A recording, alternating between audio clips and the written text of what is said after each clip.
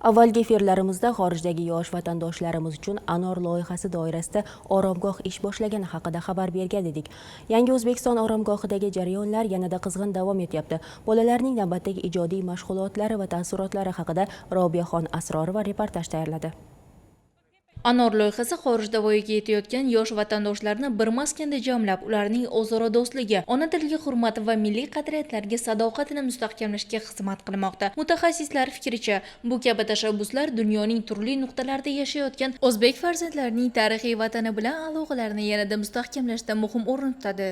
Milliy tiklanish demokratik partiyasi O'zbekistondagi yurtdoshlarimiz uchun, vatandoshlar uchun bo'layotgan loyihalarni endi xalqaro maydonga olib chiqish maqsadida mana shu 250 nafar yoshlar bilan birgalikda amalga oshirmoqda. Maqsadimiz bitta: chet elda yashayotgan o'zbek bolalarini, o'zimizni yosh, jajji, shijoatli, O'zbekistonga mehr muhabbati bo'lgan bolalarga yana ham O'zbekistonni sevdirishni maqsad qilganmiz va bu yerda ko'zi yonib turgan, mazza qilayotgan bolalarni gap so'zlardan ham bilish mumkinki, bu loyiha o'zini aniq bir maqsadiga erisha olyapti deb o'ylayman. Dastur doirasida bir vaqtning o'zida 250 nafar qatnashchi ishtirokida ommaviy diktant loyihasi ham o'tkazildi.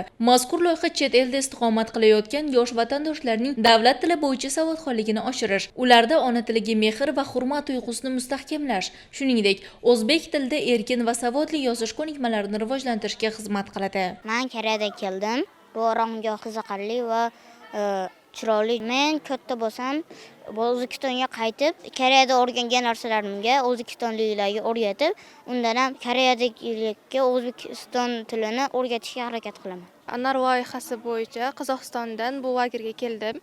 Men hozir mutolaa loyihasida qatnashib, birinchi o'rin olish uchun Shumbola kitobini o'qimoqdaman. Bu kitobdagi Shumbolaning har xil sarguzashtlaridan men juda zavq o'qimoqdaman va Qozog'istonga borib, bu kitobni boshqa do'stlarimga ham tavsiya etaman. Assalomu alaykum, men ismim Yahyo. Men Amerikada tug'ilib o'sganman. Men oromgohga kelib, shu yerda ko'pgina bolalar bilan tanishdim. Bir necha kunlik mashg'ulot va jonli muloqotlar davomida bolalar nafaqat o'zbek tilidagi savodxonligini oshirishdi, balki umrbod saqlanib qoladigan do'stlik rishtalarini bog'ladilar. Dunyoning turli nuqtalariga qaytadigan bu yosh vatandoshlarimiz esa endi O'zbekistonning haqiqiy ma'naviy elchilari sifatida e'tirof etiladi. Robiyaxon Asrorova, Jahongir Qosimov, yoshlar.